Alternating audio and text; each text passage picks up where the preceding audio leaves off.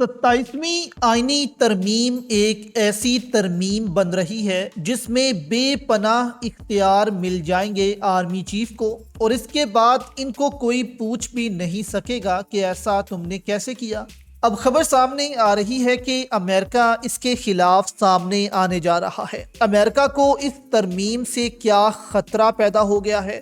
کیا جنرل عاصم منیر سے امریکہ اب ڈرنے لگ گیا ہے کہ اتنی طاقت یہ لینے کیوں جا رہا ہے؟ اتنی طاقت کے بعد یہ کیا کرے گا؟ اصل سوال ہی دوستو یہ ہے کہ جس قدر طاقت وہ اپنے پاس رکھنے جا رہے ہیں اسے وہ کیا کریں گے؟ کیونکہ ظاہر ہے ان کے مائنڈ میں اگلے 5-10 سال کا نقشہ تو ہوگا کہ انہوں نے اس عرصے میں کرنا کیا ہے۔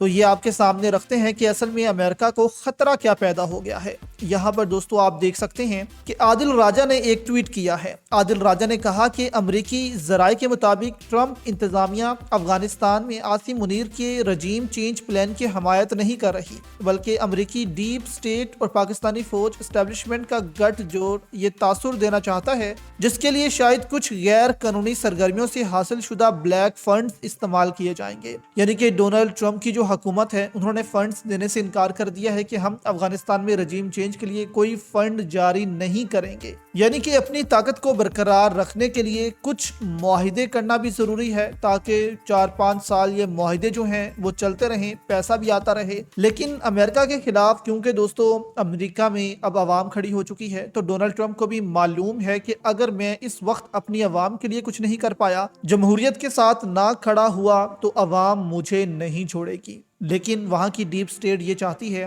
کہ افغانستان میں رجیم چینج ہو، لیکن امریکہ جو ہے وہ نہیں مان رہا۔ اب یہاں پر آپ دیکھیں کہ سید جمال آغا کا بھی ٹویٹ ہے، وہ کہتے ہیں ایسا معلوم ہوتا ہے کہ اس جاہل ذہنی مریض نے اپنے آقا سے افغانستان میں جنگ کا منصوبہ لیا ہے، مگر رب العالمین کی قسم ہم اسی جذبے اور عزم کے ساتھ اس قاتل فوج سے لڑیں گے جس جذبے کے تحت ان کے آقاؤں سے جہاد کیا تھا۔ اس بار جنگ کا میدان افغانستان نہیں بلکہ پاکستان ہوگا۔ تو یہاں سے معلوم ہوتا ہے کہ ایک جنگ افغانستان کے خلاف بھی چھڑ جانی ہے۔ اب یہاں پر دوستو نجم سیٹھی نے کل کہا تھا کہ دنیا اب جمہوریت سے آوازار ہو چکی ہے اور وہ چائنا کے ون پارٹی سسٹم کی طرف جا رہی ہے۔ اب امریکہ کو یہ ڈر ہے کہ اگر دنیا کے ممالک اس طرف جائیں گے تو ہمارا بیڑا غرق ہوگا۔ یعنی کہ اگر تو پاکستان میں چینی سسٹم آتا ہے تو پھر پاکستان پوری طرح سے چین کے پاس ہوگا، پاکستان کو امریکہ کا ڈر نہیں ہوگا۔ ابھی تو ڈر یہ ہوتا ہے کہ کیونکہ پاکستان میں جمہوریت ہے، امریکہ کوئی مداخلت نہ کرتے، پریشر نہ بلڈ کرتے، لیکن جب ون پارٹی سسٹم ہوگا تو امریکہ کا ڈر بھی نہیں ہوگا۔